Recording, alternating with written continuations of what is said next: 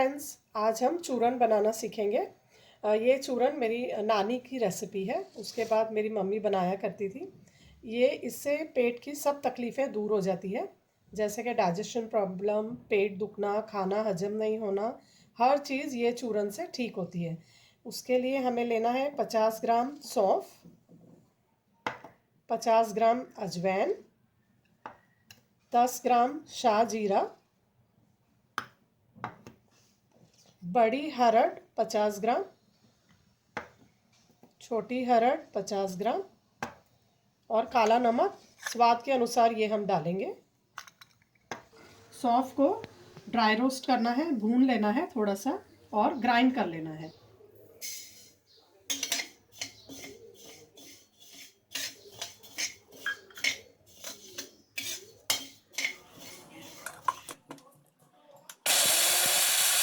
ये देखिए हमारा सौंफ ग्राइंड हो गया है। अभी इसे हम एक बोल में निकाल लेंगे और इसी तरह अजवाइन लेंगे और अजवाइन को भी थोड़ा सा भून कर पीस लेंगे।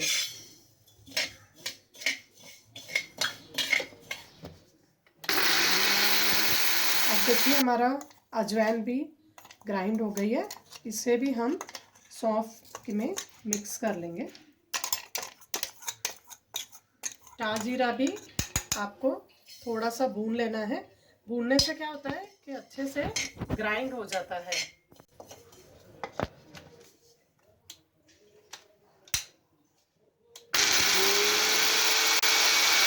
शाह जीरा भी अभी ग्राइंड हो गया है, ये भी हम इसमें ऐड कर लेंगे। किचन टॉवल ले लीजिए और ये बड़ी हेड है। ये बड़ी हेड को हमें बीज इसके निकाल लेने हैं। एक एक करके ऐसे तोड़िए और ये देखिए ये बीज, सबके बीज निकाल कर आप ये बीज कहीं ग्रो भी कर सकते हो और ऐसे तोड़कर ले लीजिए।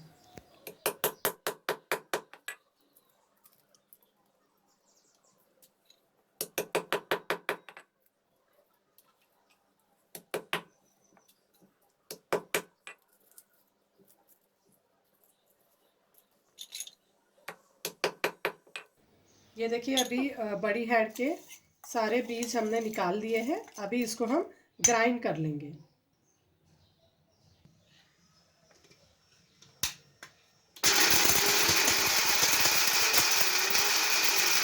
ये देखिए अभी हमारा ये बड़ी हरड़ ग्राइंड हो गई है।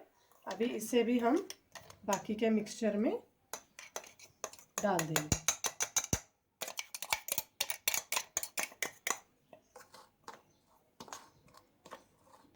अब ये छोटी हेड है, इसे हमें देसी घी में फ्राई करना है।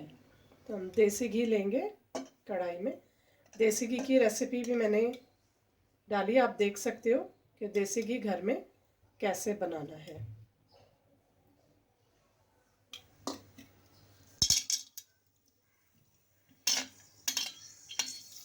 ऐसे ऐसे फ्राई करना है छोटी हरड़ को। ये देखिए अभी ये थोड़ी थोड़ी ऐसे फूक जाएगी।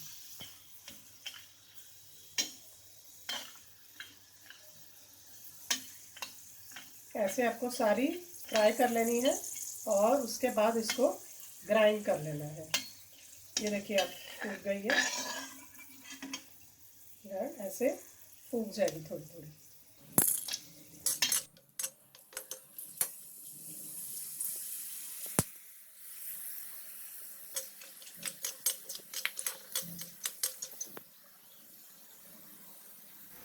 अब ये छोटी हरड़ हमने फ्राई कर ली है। इसे देसी घी में ही फ्राई करना है और फ्राई करने से ये सॉफ्ट हो जाती है, तो इससे ये ग्राइंड करने में इजी हो जाता है। अब इसे ग्राइंड कर लेंगे।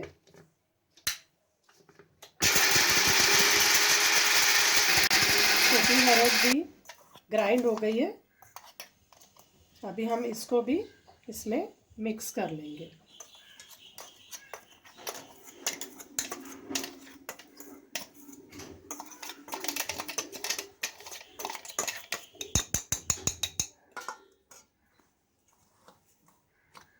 अब हमारा ये लास्ट इंग्रेडिएंट रह गया है ब्लैक सॉल्ट।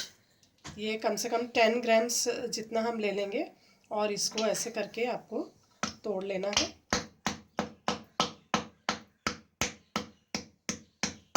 पहले छोटे टुकड़े करने और फिर ग्राइंड कर लेना है। और ब्लैक सॉल्ट आप देख सकते हो टेस्ट आपको कितना चाहिए, बाद में आप ऐड भी कर सकते हो और चाहिए तो, नहीं तो 10 ग्राम्स काफ़ी होता है।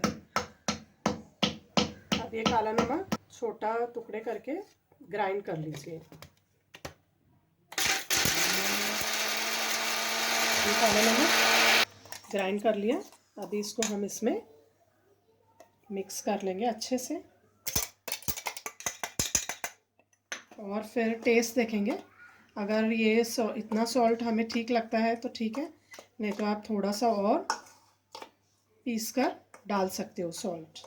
ब्लैक सॉल्ट ही डालना है इसमें, दूसरा नहीं डालना है। ये अभी हमारा चूरन रेडी हो गया है। इसमें काला नमक जितना डाला था उतना काफ़ी है, अच्छा टेस्ट आ रहा है बहुत। ये आप जब भी ले सकते हो जब आपका पेट दुखे या अनडाइजेशन हो और खाना हजम करता है, तो आप ये रोज़ ½ टीस्पून रात को वार्म वाटर के साथ लेके सो सकते हो। It is very good for old people as well as newborn babies को भी आप एक चुटकी पानी में डालकर पिला सकते हो अगर उनका पेट दुखे तो। अब इसे हम एक एयर टाइट कंटेनर में डालकर स्टोर करेंगे। ये आप 1 साल तक रख सकते हो, चूरन ख़राब नहीं होता है। सिर्फ एयर टाइट कंटेनर में रखना है। और अगर आप चाहें तो आप अगर नहीं बना सकते हैं तो ऑर्डर भी कर सकते हो। कमेंट में लिखें तो मैं आपको इसका डिटेल्स बता दूँगी। Thanks for watching. सब्सक्राइब करें मेरे चैनल को, तो और भी बहुत अच्छी रेसिपीज़ मैं बताऊँगी। Thank you.